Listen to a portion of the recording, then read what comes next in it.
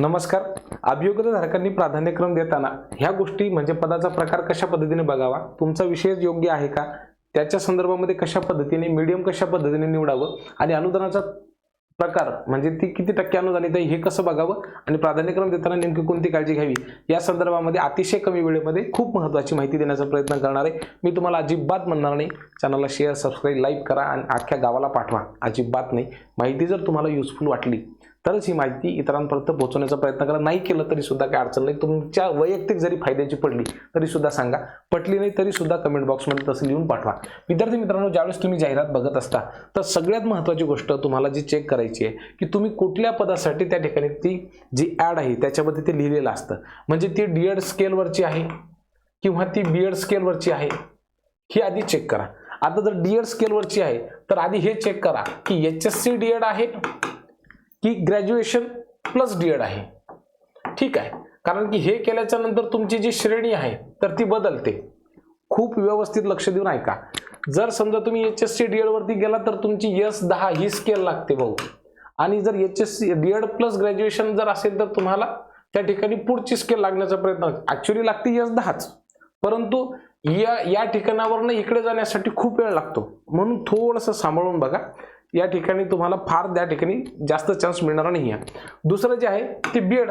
आता बीएडचं करत असताना पुन्हा एकदा त्या ठिकाणी काय करायचं आहे की तुमचं ग्रॅज्युएशन प्लस बीएडची जागा आहे की पीजी प्लस बीएडची जागा आहे हे एकदा चेक करा. आता पीजी प्लस बीएड असेल तर ती 100% 11वी आणि 12वीची जागा असेल, बरोबर आहे. ग्रॅज्युएशन प्लस डीएडची असेल तर दोन प्रकारे असू शकतात. एक म्हणजे 9वी 10वीची असू शकते, दुसरी म्हणजे 6वी ते 8वीची असू शकते. म्हणून आधी सुरुवातीला काय करा की पदाचा जो प्रकार आहे तो एकदा चेक करून घ्या. म्हणजे या ठिकाणी आपली जी काही नियुक्ती राहणार आहे तर ती कुठल्या वर्गासाठी राहील, म्हणजे प्राथमिकसाठी राहील म्हणजे कसं डीएड पास, त्याच्यानंतर माध्यमिकसाठी. त्याच्यामध्ये दोन प्रकार, एचएससी डीएड आणि ग्रॅज्युएशन डीएड. त्याच्यानंतर माध्यमिकमध्ये दुसरं काय आहे बीए बीएड आणि बीएससी बीएड.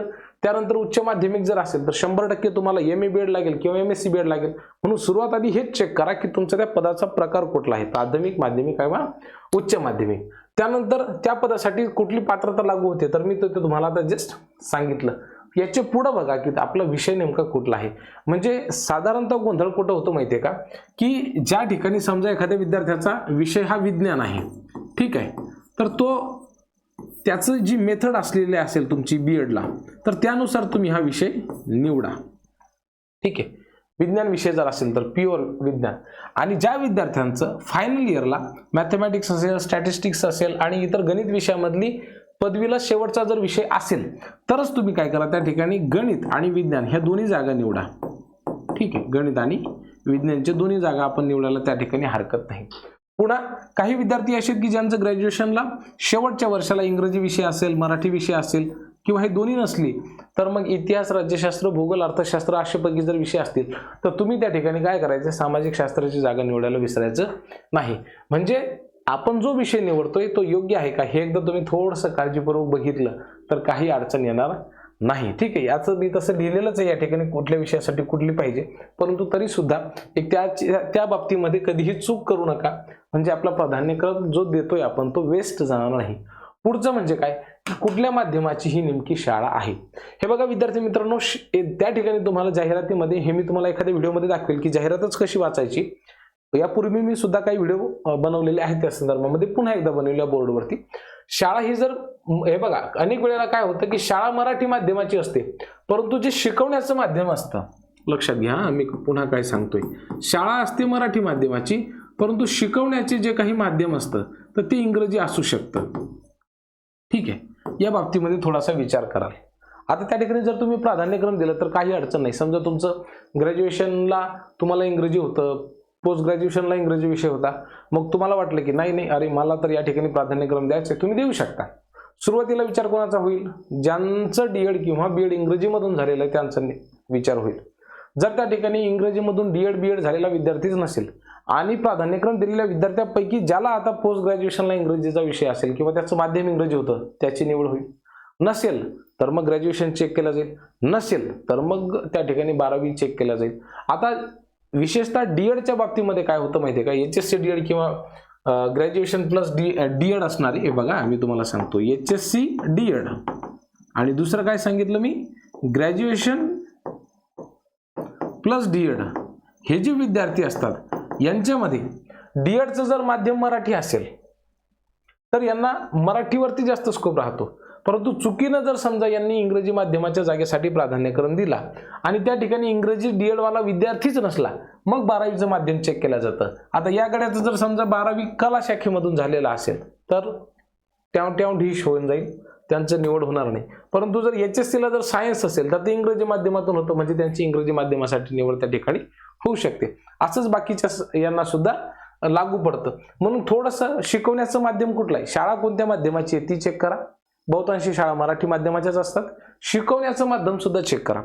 तुमची जी काही मेथड आहे डीएड किंवा बीएड हे इंग्रजीमधून झालेली असेल तर शिकवण्याचं माध्यमावरतीच अधिक भर द्या.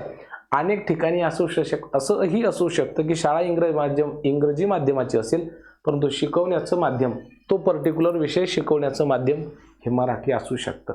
या गोष्टीकडे सुद्धा तुम्ही थोडंसं लक्ष द्या. सेमी इंग्रजींच्या शाळांमध्ये सुद्धा असंच होतं.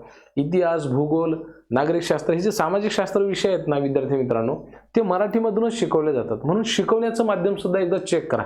सेमी इंग्रजी शाळा असली आणि त्या ठिकाणी शिकवण्याचं माध्यम मराठी असलं तर मराठी माध्यमाचा विद्यार्थी सुद्धा त्या ठिकाणी अप्लाय करू शकतो, यामध्ये काही शंका नाहीये. म्हणून तुम्ही थोडंसं माध्यम निवडताना या गोष्टीचा विचार करा. पुढे अनुदानाचा म्हणजे प्रकार तपासा. मी तुम्हाला सांगतो, सगळ्या स्थानिक स्वराज्य संस्थांच्या जागा ज्या आहेत त्या सगळ्याच्या सगळ्या 100% अनुदानित आहेत. त्यानंतर काही संस्था ह्या 100% अनुदानित आहेत, परंतु त्या खाजगी आहेत, म्हणजे त्यांना खाजगी व्यवस्थापन रन करतात. त्याच्या पुढचा प्रकार असतो अंशतः अनुदानित. यामध्ये 20%, 40%, 60% अनएडेड असली तरी सुद्धा तुम्ही निवडू शकता. म्हणजे तुम्हाला विनावेतन त्या ठिकाणी सध्या काम करावं लागेल, परंतु शिक्षण सेवकाचा काळ जर तुम्ही त्या ठिकाणी पूर्ण केला आणि पुढच्या शिक्षक भरतीमध्ये जर लागले तर हा जो काही स्पॅन तुम्ही त्या ठिकाणी सेवा दिलेली आहे ती सुद्धा काउंट होईल. म्हणजे अनएडेड जरी संस्था असली तर तुम्ही त्या ठिकाणी प्राधान्यक्रम देऊ शकता. ज्यांना कमी स्कोर आहे, असं वाटते की त्यांना आपल्या आयुष्यामध्ये 2-4 वर्ष वाया जाऊ नयेत, त्यांनी या ठिकाणी प्राधान्यक्रम द्यायला हरकत नाही. म्हणजे 20%, 40% संस्था असली तर खूपच चांगलं, त्याही ठिकाणी तुम्हाला 3 वर्ष अधिक सेवा मिळते, म्हणून तुम्ही त्या ठिकाणी प्राधान्यक्रम देऊ शकता. तसं पाहिलं तर विना अनुदानितवरती देऊ नये असं म्हटलं जातं, परंतु सध्याची जी काही परिस्थिती आहे ती बघता की आपल्या जर असं वाटत असेल किंवा आपल्या जीवनामधला काही जो वेळ आहे तो जर खर्च घालवायचा नसेल, ठीक आहे बा, पगार नाही परंतु कमीत कमी आपली सेवा तर काउंट होऊन राहिली, तर तुम्ही अशा ठिकाणी विना अनुदानितला सुद्धा जॉब त्या ठिकाणी प्राधान्यक्रम देऊ शकता, असं मला व्यक्तिशः वाटतं. पुन्हा प्राधान्यक्रम देताना काय करा की स्वतःचा जिल्हा निवडा, काही हरकत नाही जर जागा असेल तर, परंतु फक्त स्वतःच्या जिल्ह्यावरती फार जास्त डिपेंड राहू नका. विशेषतः पुणे, मुंबई, ठाणे किंवा जे मोठमोठे जिल्हे जसं की नाशिक आहे, त्यानंतर आपलं लातूर आहे, या ठिकाणी खूप साऱ्या संस्था असतात. विद्यार्थ्यांना वाटतं की अरे भाऊ माझे तर मॅक्झिमम प्रिफरन्सेस याच ठिकाणी वापरले जात आहेत. इकडे छत्रपती संभाजीनगर असेल, तिकडे अहिल्यानगर असेल, धाराशिव, मोठमोठे जे जिल्हे आहेत ना त्या ठिकाणच्या विद्यार्थ्यांना असं वाटेल की माझे प्राधान्यक्रम इथेच संपू राहिले, इन्फंट्रीमध्ये वगैरे किंवा विदाऊटला. विद्यार्थी मित्रांनो, मी तुम्हाला फार प्रामाणिकपणाने सांगतो, स्वतःच्या जिल्ह्यावरचं प्रेम थोडंसं कमी करा. स्वतःच्या जिल्ह्यावरती फारसं अवलंबून राहू नका. ठीक आहे, थोडीशी व्हेरायटी ठेवा प्राधान्यक्रमांमध्ये, आणि ज्या वेळेला तुम्ही प्राधान्यक्रम ठेवाल तर तुम्हाला मी 100% सांगतो की जी शिक्षक म्हणून लागण्याची तुमची जी शक्यता आहे ना ती वाढेल. आणि हा आणखीन एक गोष्ट, प्राधान्यक्रम लॉक करण्यासाठी शेवटच्या दिवसाची वाट बघू नका. 1-2 दिवसाआधीच प्राधान्यक्रम लॉक करून ठेवा. ठीक आहे, शेवटच्या दिवसाची अजिबात वाट बघायची नाही. त्यावेळेस अनेक वेळेला काय होतं की वेबसाईट वगैरे चालत नाही, सगळेचे सगळे तुम्हाला माहिती आहे की शेवटच्या पंक्तीमध्ये बसण्याचा प्रयत्न करतात, म्हणजे प्राधान्यक्रम देण्याच्या बाबतीमध्ये. ठीक आहे, जेवायचं असलं तर पहिल्याच पंक्तीमध्ये असतो आपण, परंतु या ठिकाणी काय करतात, सगळेजण विचार करतात, असं करू का तसं करू, तसं करू का असं करू, असं करू का तसं करू. मग मित्र काहीतरी सांगते, शिक्षक काहीतरी सांगतात, आम्ही यूट्यूबवाले तुम्हाला वेगळं काहीतरी सांगतो. तुमच्या डोक्यामध्ये पूर्ण खिचडी झालेली असते, व्हेज पुलाव तयार झालेला असतो, त्याची अंडाकरी झालेली असते, खिचडी झालेली असते. मी तुम्हाला सांगतो, पागल होतं माणूस. असं वाटतं भाऊ कशालाच मी शिक्षक भरतीला आलो, तेव्हा चांगला अभ्यास करून डॉक्टर झालो असतो, एवढा अभ्यास मी जेवढा शिक्षक भरतीचा केला तर. हा गोंधळ डोक्यामध्ये होऊ द्यायचा नसेल तर थोडासा विचार करा आणि अशा पद्धतीने प्राधान्यक्रम द्या. बाकी काही मनामध्ये असेल तर कमेंट बॉक्समध्ये लिहायला विसरू नका. काळजी घ्या. धन्यवाद.